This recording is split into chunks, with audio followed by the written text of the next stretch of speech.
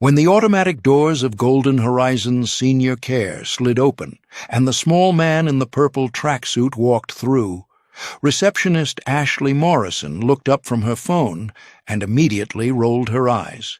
"Sir, this is a private facility," she said, not bothering to hide the annoyance in her voice. "Do you have family here, or—" She looked him up and down. Platform shoes, sunglasses indoors, purple everything. "Are you lost?" The man didn't answer. He was already moving past her desk, walking fast toward the hallway. That's when they both heard it.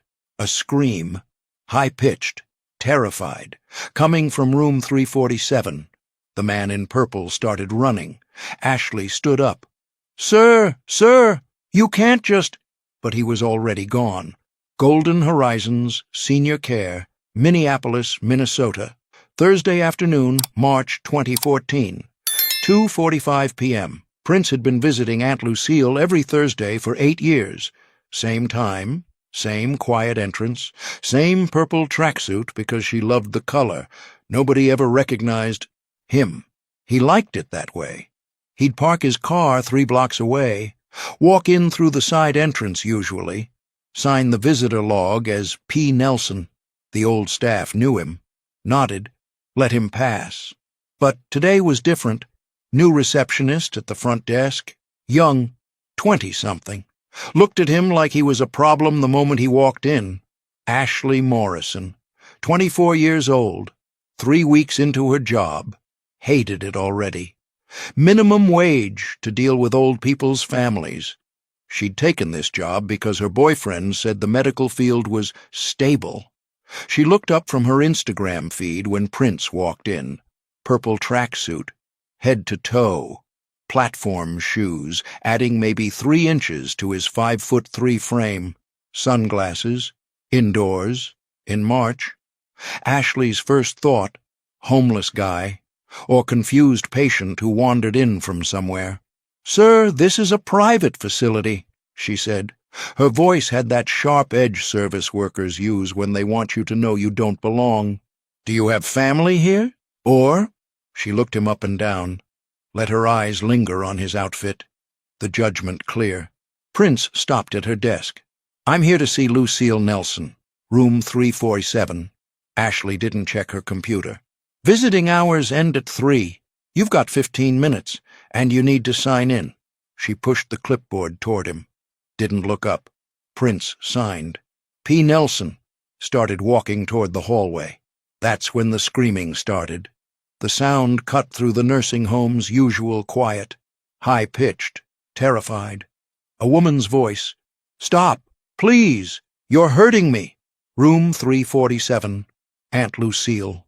Prince ran, his platform shoes clicking loud on the linoleum, past the common room, past the medication station, down the hallway with the faded yellow wallpaper, room 347.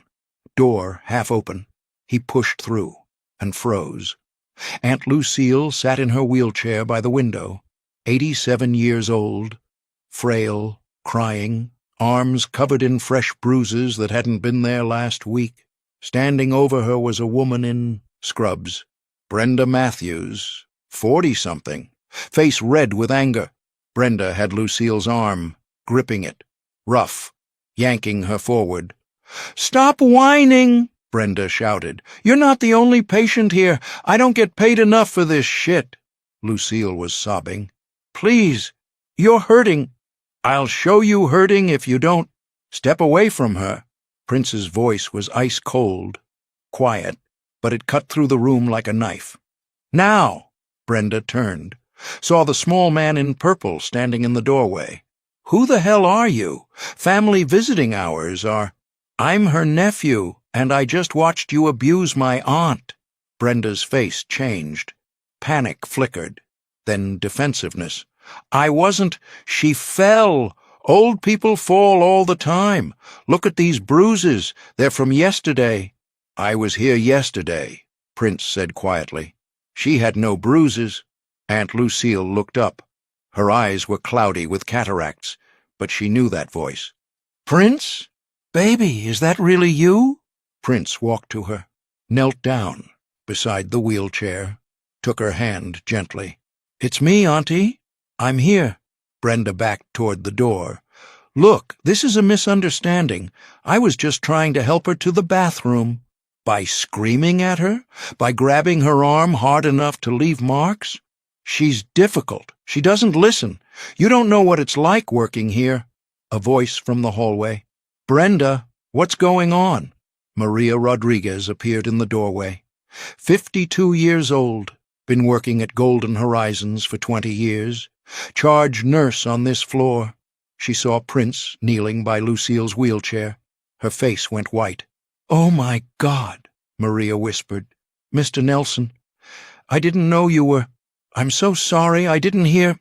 Recognition spread through the room like electricity. Brenda's eyes went wide. "Wait, Nelson, Prince Nelson?" She looked at the man in purple. Really looked. You're Prince?" "I'm Lucille Nelson's nephew," Prince said quietly. "And you're fired." "You can't fire me. You're not—" "No, but he can." Prince looked past her. Standing in the hallway behind Maria was Gerald Hofstetter, director of Golden Horizons, 60 years old, sweating. He'd been in his office when Maria had called him. "Mr. Nelson," Gerald said. His voice shook. "I had no idea you were visiting today. If you'd known, you'd have hidden the abuse?" Prince stood. His voice stayed calm, but there was steel underneath. "I've been visiting my aunt every Thursday for 8 years, every single week, and this is the first time I've seen someone hurt her." He turned to Brenda. "How long have you worked here?" Brenda's mouth opened, closed. 6 months. "How many other residents have you treated like this?" Silence. Prince pulled out his phone, held it up. "I have video, recorded the last 45 seconds before I said anything. You grabbing my aunt.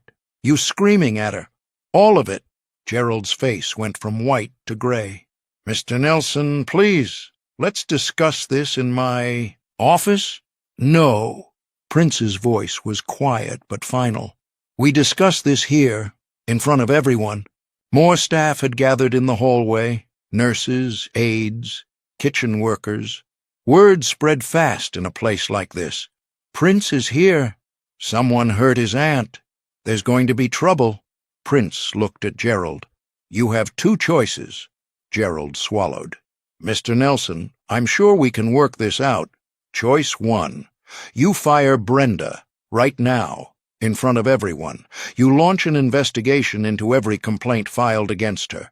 You implement immediate reforms, staff retraining, background checks, compassion evaluations. Of course, yes, we can absolutely.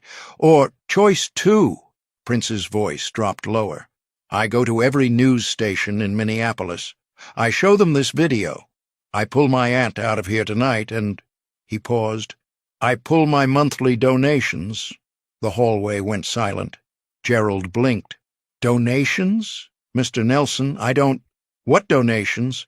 Prince looked at him. "I've been anonymously funding this place for 8 years. $50,000 a month. Equipment upgrades, staff, bonuses, building maintenance, the new wheelchair-accessible garden out back. I paid for that. The updated kitchen? Me. The cable TV in every room? Me." Maria's hand went to her mouth. Gerald's face went slack. "You? The anonymous donor account? That's been you?" "Was me. Past tense. Unless things change. Right now." Brenda tried to push past Maria toward the door. "I don't have to listen to this. I'm calling my union rep."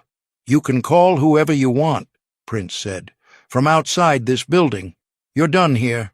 Gerald finally found his spine. "Brenda, you're terminated. Effective immediately. Leave your badge. Security will escort you out." Brenda's face went red. "You can't? I'll sue. I have rights." "With video evidence of you abusing a resident?"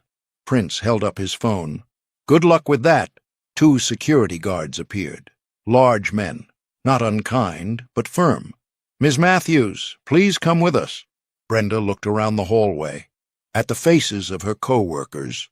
None of them would meet her eyes.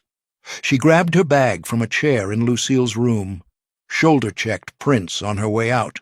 Hard. He didn't move, didn't flinch, just watched her go. When the sound of her footsteps faded down the hallway, Prince turned back to Gerald. "Now we talk about reforms." Gerald's office. 20 minutes later. Prince sat across from the director. Maria stood by the door. 2 other senior nurses had been called in. "How many staff work here?" Prince asked. Gerald shuffled papers. 42 full-time employees, another dozen part-time. "How many have you vetted in the last year?" Silence. "That's what I thought." Prince pulled out his phone, made a call, put it on speaker. A woman's voice answered. "Prince, what do you need?" "Susan, I need you to set up something for me.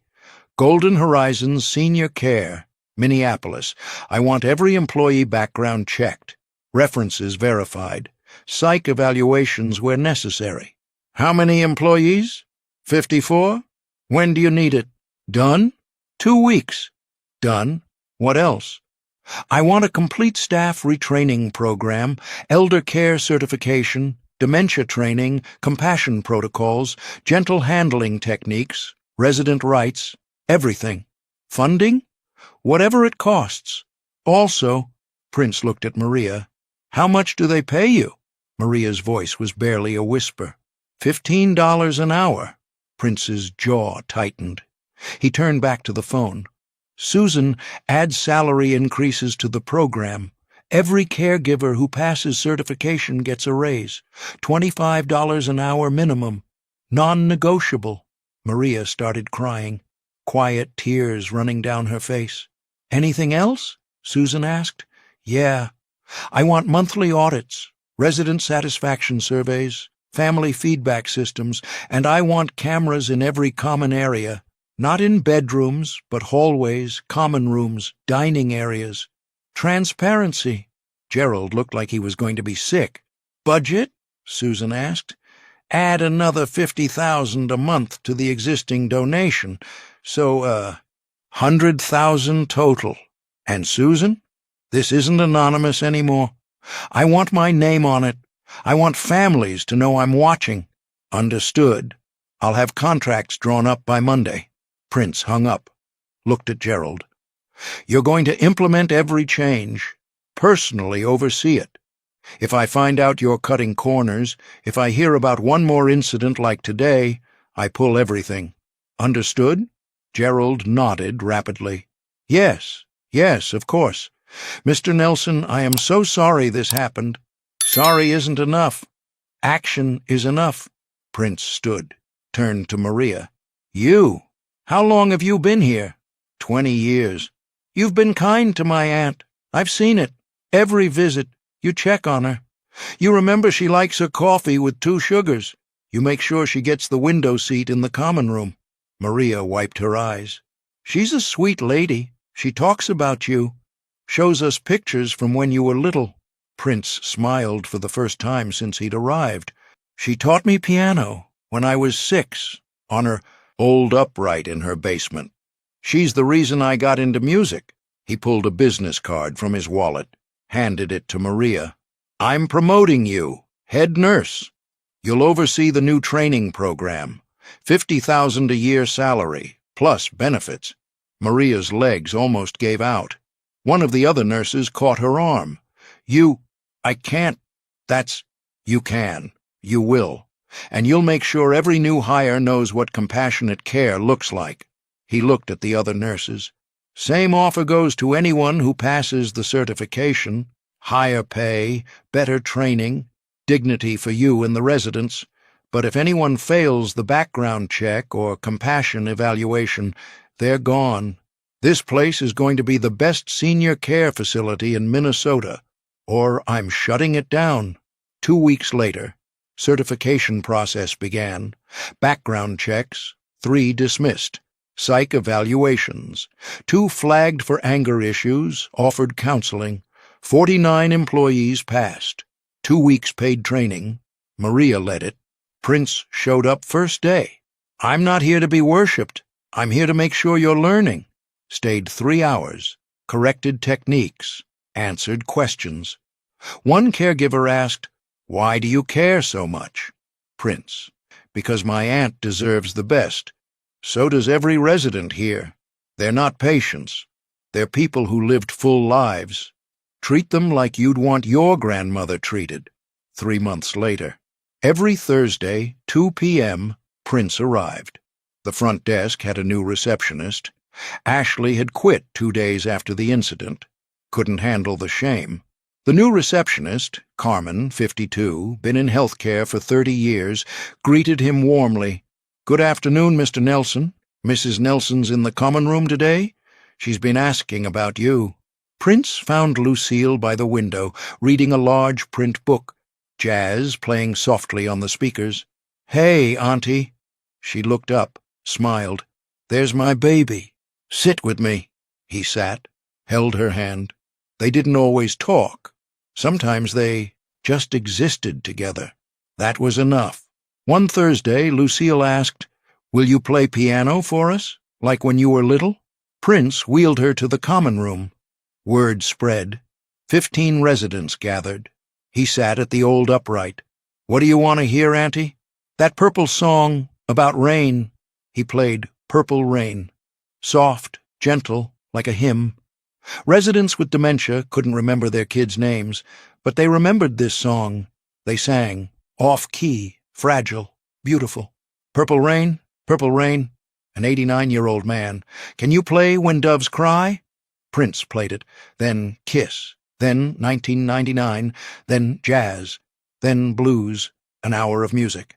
When he stopped, residents applauded, some crying, all present, alive. Aunt Lucille. "This is who you are, baby, not the stadiums. This." Prince kissed her forehead. "I know."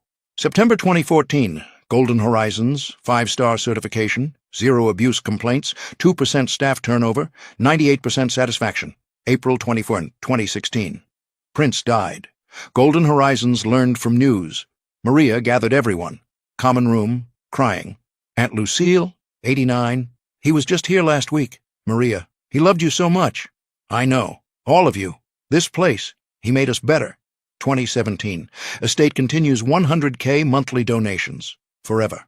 Lucille Nelson Compassionate Care Scholarship established. 25K year 2024. Aunt Lucille passed 2019, age 92. Peaceful. Maria, 60, still runs Golden Horizons, still 5-star, plaque above piano. In memory of Prince Rogers Nelson, who taught us love requires action. Every Thursday, 2 p.m., staff plays piano. Residents sing. Purple rain, purple rain. Fragile voices. Beautiful anyway. The confused purple man wasn't confused. He saw. He fixed it. Not with rage, with structure, funding, accountability. 1 abuser fired, 49 empowered. That's grace.